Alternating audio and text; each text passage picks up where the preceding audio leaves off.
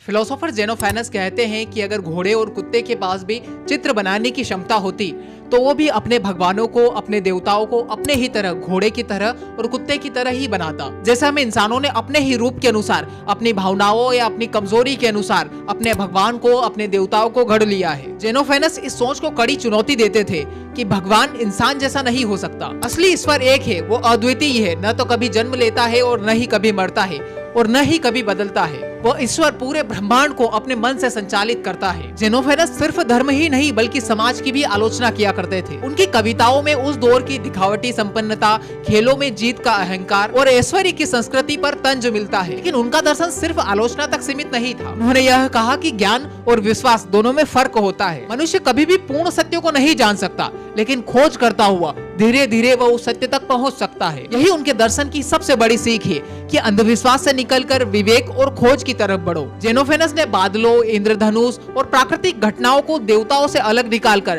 तर्क और सिद्धांतों से समझाने की कोशिश की। यही कारण है कि उन्हें यूनानी दर्शन का एक मौलिक और साहसी दार्शनिक माना गया। आज जब हम ये सवाल करते हैं कि धर्म और ईश्वर की असली प्रकृति क्या है, तो जेनोफेनस हमें यही याद दिलाते हैं कि शायद हमने ईश्वर को अपने ही चेहरे में गढ़ लिया है, लेकिन असली ईश्वर इन मूर्तियों से और मंदिरों से कहीं ज्यादा व्यापक और शाश्वत है।